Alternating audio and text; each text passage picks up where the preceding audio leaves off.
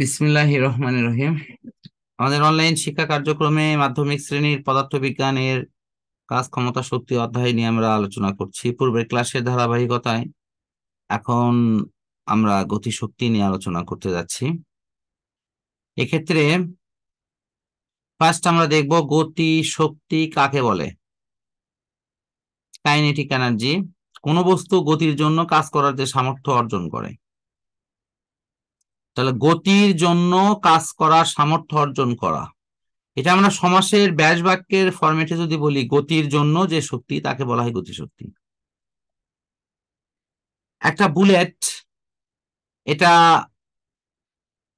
কারো শরীরে ধরে যদি এমনিতেই ঠাসা হয়, সে আঘাত পাবে, সামান্য একটু রক্ত বের হবে, কিন্তু সে কিন্তু মারা যাবে না। যাবে কি বলতো? না স্যার, যাবে না। কিন্তু ওই বুলেটটাই একটা রাইফেলে উঠায় যদি তাকে গতি দেওয়া হয়, এবং এই গতির জন্য বুলেট যখন শক্তি অর্জন করে, তখন সে সামনে যে কাউকেই কিন্তু তার দেহকে ভেদ করে সে যদি চলে যেতে পারে, তাহলে কিন্তু তার সর্বনাশ। তাহলে এই যে বুলেট, সে কাজ করছে কেন? তার গতির জন্য। কার জন্য? তার তার গতি। গতির জন্য।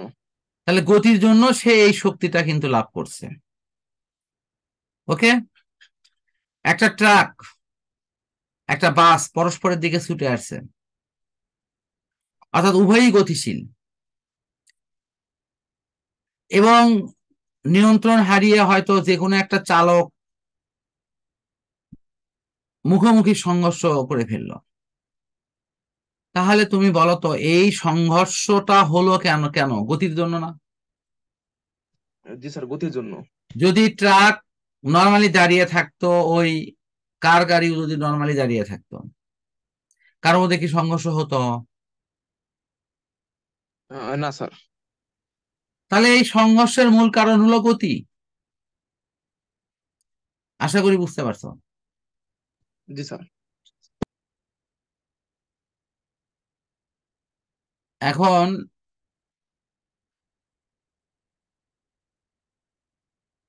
আমরা দেখবো হলো, আমি কি half MB square equation proof করে দেখাবো? কোনো প্রয়োজন আছে কি?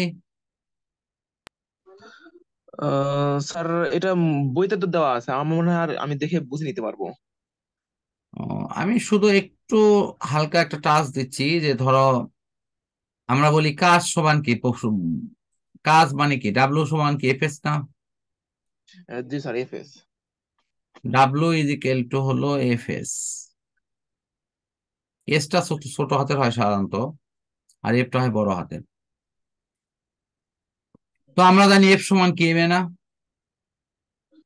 জি স্যার, এম এ। তাহলে এখানে নিচে এম এ লিখলাম,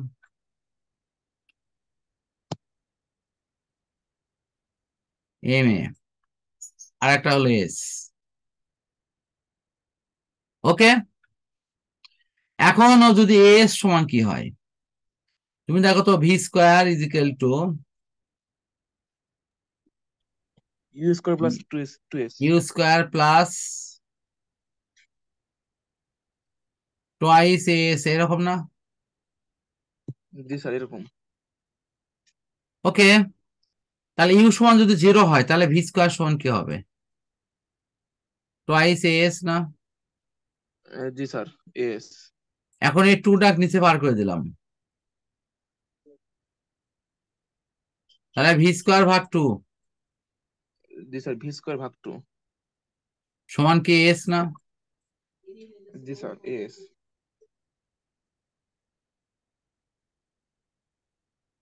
এই মানটা আমি আর বসে দিই। তাহলে কি হচ্ছে দেখো তো, এই ডাব্লিউ সমান কি কে লেখা যায় না, গতিশক্তি? জি স্যার, লেখা যায়। এটা তোমাদের বইয়ের গতিশক্তিকে লেখা আছে টি দ্বারা।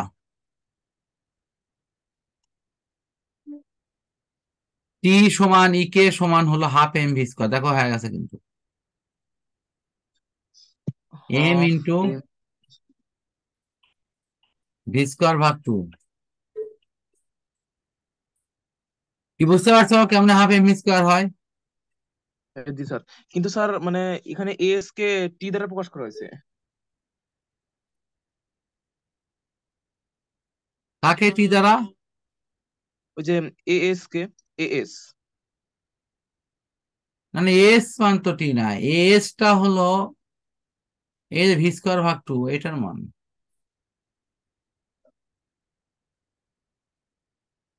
এখন আছি তো। কিন্তু স্যার মানে এই টিটা মানে কোথা থেকে আসলো এটা তো বুঝতে পারলাম না। ওমা, দেখো তো বাবারে, টি তো তোমার বইয়ের দেওয়া আছে, টি মানে গতিশক্তি। এটা আগের বইয়ে আছে ই কে দ্বারা, আমি দূরেই লিখে দিছি তো। এই কাজ মানে কি ও শক্তি না? কাজ মানে তো শক্তি, এনার্জি। জি স্যার। আশা করি বুঝছো। জি স্যার, এখন বুঝতে পারছি।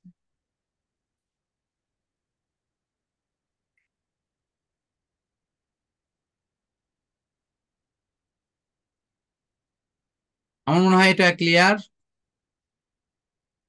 ঠিক তো? হাফ এম ভি স্কোয়ার তেলে যেগুলো অঙ্ক আছে এগুলো খুব একটা সমস্যা তোমার ইনশাল্লাহ হওয়ার কথা না। বিভব শক্তি কাকে বলে? কোন বস্তু তার স্বাভাবিক অবস্থা থেকে আর এক অবস্থায় নিয়ে গেলে বস্তুর মধ্যে যে সামর্থ্য সঞ্চিত হয়। যেমন এটা একটা স্ট্যাবল অবস্থা, স্বাভাবিক অবস্থায় আছে, এটা কিন্তু জোর করে যদি ভিন্ন অবস্থায় নিয়ে দেওয়া হয় তাহলে সেটাই হলো তোমার।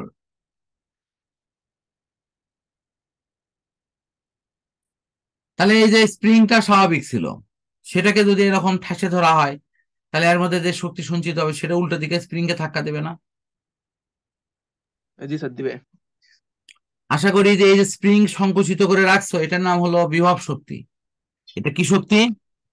বিভব শক্তি। সেই বিভব শক্তি কেমন? এটাকে হাত ছেড়ে দেওয়ার সাথে সাথে সে তখন চটকান দেবে।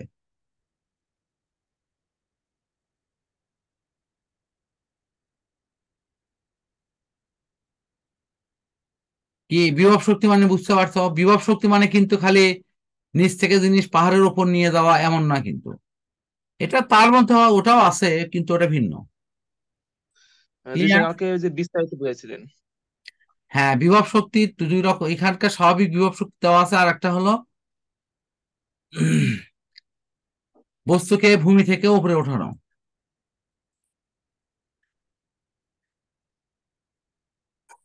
এখানে যে অঙ্ক দেওয়া আছে এগুলো ইনশাল্লাহ নিজের চেষ্টা করলেই পারবা।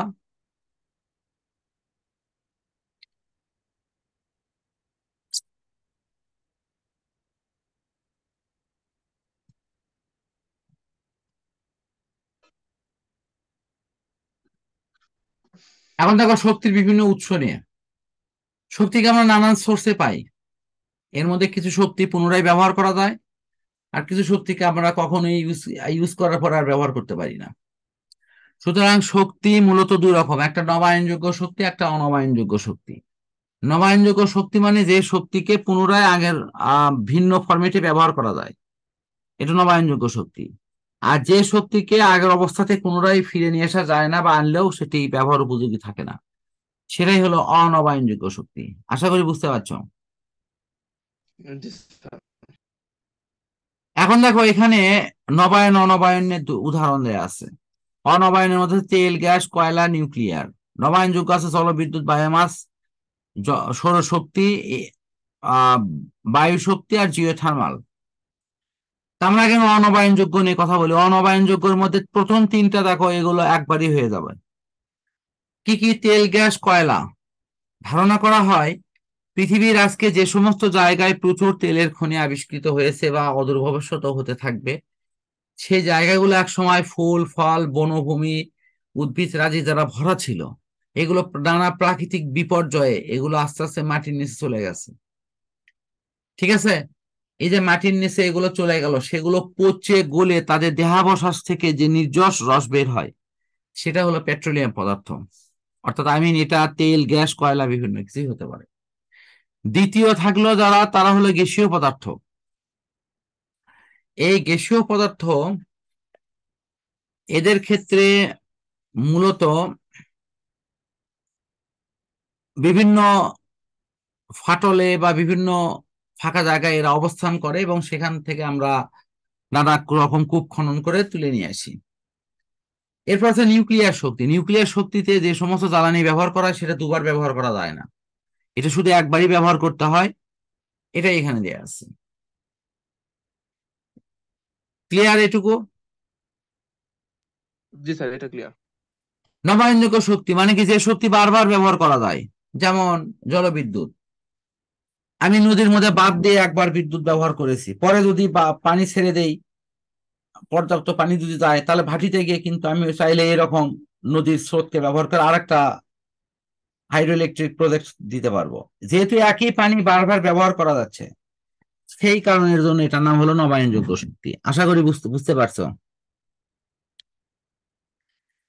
এই যে জি স্যার। আমাদের চারপাশে যে পরিবেশ আছে, তার যে বিভিন্ন ময়লা আবর্জনা গুলো পড়ে, এগুলোকে জমিয়ে যদি আমরা কম্পোস্ট সার তৈরি করি এবং সেখান থেকে যদি প্রাকৃতিক গ্যাস সংগ্রহ করি, সেটা হলো বায়োগ্যাস প্লান্টের বায়োগ্যাস প্লান্ট। আর একটা হলো সৌরশক্তি। সূর্যের আলোকে ব্যবহার করে এই কাজটা করা হয়। সূর্যের আলোতে আমাদের প্রয়োজনীয় উপকরণগুলো নিয়ে আমরা যদি ওখানে রাখি, তাহলে এই এই বিষয়টি ওখানে কিন্তু ক্লিয়ার হয়ে যাবে। এবং এই সৌরশক্তিকে আমরা নানা কাজে ব্যবহার এখনো করছি এবং এটি ভবিষ্যতেও ইনশাল্লাহ হয়তো করব। এবং এটার ব্যবহার দিন দিন কিন্তু বাড়ছে। পৃথিবীতে সৌরশক্তি ব্যবহার করে উদ্ভিদ সালোক সংশ্লেষণ প্রক্রিয়ায় খাবার তৈরি করে। বায়ু শক্তি, বায়ুতে মূলত কার্বন ডাই অক্সাইড সহ অন্যান্য উপকরণগুলো প্রয়োজন অনুপাতে থাকে।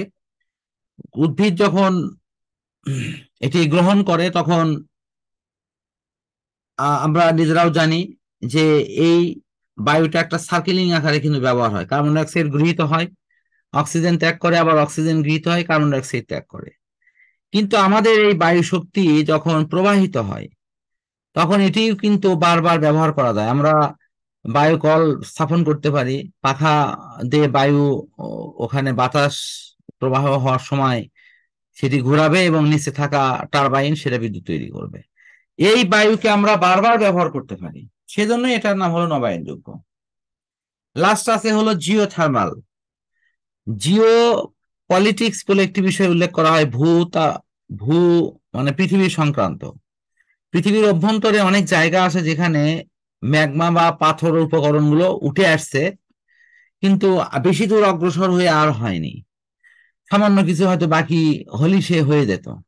এমত অবস্থায় সে ওখানেই জমে বরফ, মানে এর মতো এক ধরনের টিলা তৈরি করে। এইরকম জায়গাতে যদি খনন করে ভিতরের দিকে যাওয়া যায়, তাহলে সেখানে উষ্ণ মানে প্রস্রবণ তৈরি করে নিয়ে পর্যটকদের জন্য কিন্তু আশ্রয় মানে আকর্ষণ করার জন্য প্রয়োজনীয় ক্ষেত্র তৈরি করা সম্ভব। এই জিও থার্মালে কিন্তু এটি করা হয়। মাটি খনন করে যে গরম আবহাওয়াটা পাওয়া যায় বা গরম অপশনটা পাওয়া যায়, সেটিকে ব্যবহার করে নানা রকম বস্তুগত বা এই তাপকে নানা কাজে ব্যবহার করা সম্ভব হয়েছে এবং এখন হয়ও কিন্তু অনেক সময়। আমি এরকম দেখেছি যে অনেকগুলো জায়গাতে পানি পানি হালকা কুসুম কুসুম গরম, সেখানে কিন্তু আহ পর্যটকেরা অনেক সময় গোসল করা বা অন্যান্য কাজে কিন্তু এটা তারা ঘুরতে যায়, একটা ভিন্ন অনুভূতি নেয়ার জন্য। বাট আমাদের কিন্তু এরকম অচেনা জায়গায় যদি কেউ নেমে গোসল করতে যায়, তাকে কিন্তু ওই জায়গার বাস্তব পরিস্থিতি, ইভেন তার এসিডিও বা ক্ষারকীয় অপশন গুলো জেনে সেখানে নেওয়া উচিত। কথা বুঝতে পারছো কি? এমন কিছু কিছু জায়গা আছে যেখানে এসিড তৈরি হয়ে গেছে, ওই এসিডিও জায়গায় যদি কেউ গোসল করতে যায়, সে ভুলেতে হয়তো তার মধ্যে ঢুকলেই কিন্তু তার খবর হয়ে যাবে। বুঝতে পারছি এসিডের মধ্যে গোসল করলে কি হবে, তার শরীর জি থেকে স্যার, মুখ মাংস পুড়ে খসে যাবে। খসে পড়বে। হ্যাঁ, এই অংশগুলো শেষ, এই যে জেলে দেখাচ্ছি, ধরো পৃষ্ঠা তোমার সব শেষ। এখন দেখো এখানে বায়ু ফুয়েল বলে একটা বিষয় আছে, যেটা একটু বুঝিয়ে দিই। এটা হলো যে এই যে আমাদের জ্বালানি সংকট হচ্ছে, হুম, এই জ্বালানি সংকট দূর করার জন্য কিছু কিছু উদ্ভিদের ডালপালা বা অংশ থেকে এই তেল তৈরি করার একটা প্রজেক্ট, সেটার নাম হলো বায়োফুয়েল। বিশ্বের নানা দেশে এগুলো গবেষণা চলতেছে, ব্রাজিলে কিছু কিছু আংশিক ব্যবহার শুরু হয়েছে। সাধারণত উদ্ভিদজাত জিনিসগুলোকে পচে গলে তার যে নির্যাস অংশ পাওয়া যায়, সেখানে যে তোমার তেলটা পাওয়া যায় সেটা নিয়েই মূলত এখানকার আলোচনা। এর নাম হলো বায়োফুয়েল। ক্লিয়ার? জি স্যার। এখন দেখো আমরা দেখি হলো শক্তি রূপান্তর এবং পরিবেশের ওপর প্রভাব। এই যে শক্তি যে রূপান্তরিত হয়, যেমন দেখো এই যে বিভিন্ন পেট্রোলিয়াম পদার্থ পোড়ালে আমরা কি পাই? কার্বন ডাই অক্সাইড পাই, জলীয় বাষ্প পাই, আর প্রচুর তাপ পাই। এইগুলো আসলে প্রকারান্তরে পরিবেশের কিন্তু ক্ষতিই করে। লাভ করে কি এগুলো বলো তো? তাহলে এই হ্যাঁ যে স্যার, ক্ষতি নানাবিধ করে। পরিবর্তনের মাধ্যমে পরিবেশে যে বিপর্যয়কর অবস্থাটা তৈরি করছে, এই বিষয়ে আমাদেরকে সচেতন হতে হবে। এখানে গ্রিন হাউস গ্যাসের কথা বলা হয়েছে, আর একটা গ্লোবাল ওয়ার্মিং অর্থাৎ বৈশ্বিক উষ্ণতা, এটি একটা ভয়াবহ অবস্থার দিকে এগোচ্ছে। তো আমাদেরকে এখনই যদি সতর্ক হতে হবে, এবং এই সতর্ক অবস্থা যদি আমরা বজায় না রাখতে পারি, তাহলে অদূর ভবিষ্যতে আমাদের পৃথিবীর তাপমাত্রাটা অস্বাভাবিক মাত্রায় বেড়ে যাবে, এবং মেরু অঞ্চল থেকে বরফ গলে যাবে, এবং সেই বরফ গলা অংশ থেকে আমাদের কিন্তু একটা বিপর্যয়কর অবস্থার দিকে আমরা এগোবো। সমুদ্র তীরবর্তী এলাকাগুলো তখন ডুবে যাওয়ার কিন্তু একটা আশঙ্কা তৈরি হবে। তো এই বিষয়গুলো কিন্তু এখানে লেখা আছে, তুমি যদি দেখো এগুলো পরিবর্তন ক্ষেত্রে কি কি বাধা বা অন্য অপশন গুলো আছে সেগুলো আছে, আছে না? এগুলো দেখো তো। জি স্যার, লেখা আছে। আচ্ছা, তারপরে আছে দেখো পারমাণবিক যে বিদ্যুৎ কেন্দ্রগুলো আছে সেখানে তো দুর্ঘটনা ঘটে, যেটা ঢাকা যেটা আহ রাশিয়ার চেরনোবিলে হয়েছে, জাপানের হলো ফুকুশিমায় হয়েছে। ঠিক আছে, এগুলো কি? এগুলোতে প্রচুর পরিমাণে তেজস্ক্রিয় পদার্থ নিঃসরণ হয়েছে, যেখানে হাজার হাজার মানুষের কিন্তু অকাল মৃত্যু ঘটেছে। তো কাজে এগুলো সুবিধার পাশাপাশি তার যে মানে রিস্ক গুলো আছে, সেই বিষয়গুলো আমাদের বিবেচনায় নেওয়া উচিত। তো এই নবায়নযোগ্য জ্বালানির কথা শেষ। আজকে লাস্ট পড়া, শক্তির নিত্যতা। শক্তিকে সৃষ্টি বা ধ্বংস করা যায় না, এক বা একাধিক রূপে শুধু পরিবর্তন করা যায়। পুরো বিশ্বের শক্তির পরিমাণ নির্দিষ্ট এবং অপরিবর্তনীয়, এটাই শক্তির নিত্যতা বিধি। এই নিত্যতা বিধির ওপর সামনের দিন প্রমাণ সহ বাকি অংশ ইনশাল্লাহ দেখাই দেব। আশা করা যায় সামনের দিন এই বইয়ের অংশ তোমার মোটামুটি শেষ হয়ে যাবে। তুমি শুধু একটা নিজ দায়িত্বে এই পড়াগুলো একটু পড়ে নিও। শক্তি রূপান্তর, যেমন তড়িৎ শক্তি কিভাবে অন্যান্য শক্তিতে রূপান্তর হয়েছে, তার উপর একটা পয়েন্ট দেওয়া আছে। বুঝতে পারছো কি? দেখো এখানে অনেকগুলো, মানে তড়িৎ শক্তি দিয়ে কি কি তৈরি হয়, এগুলো তুমি এখানে আলোচনায় আসবে। ওকে? জি স্যার। এগুলো কিন্তু রিডিং করলেই পারবা। তারপরে ঠিক তেমনি রাসায়নিক শক্তি ব্যবহার করে, যেমন এই ব্যাটারিতে রাসায়নিক শক্তি ব্যবহার করে রাসায়নিক বিক্রিয়া হয়, এবং সেখান থেকে কিন্তু আমরা বিদ্যুৎ পাই। তাপ শক্তি, তাপ শক্তি মানে ব্যবহার করে কি কি করা যায় আর কি, সেটার উপর এখানকার আলোচনা আছে। যান্ত্রিক শক্তি, আলোক শক্তি, এই নিউক্লিয় রিঅ্যাক্টরের ছবি আসছে, এটার উপর পড়া বিস্তারিত ইনশাল্লাহ বুঝাই দেব। তো আমাদের এই নিউক্লিয় রিঅ্যাক্টর থেকে সামনের দিন পড়া শুরু করব। ওকে? এখান থেকে জি স্যার। পড়া শেষ।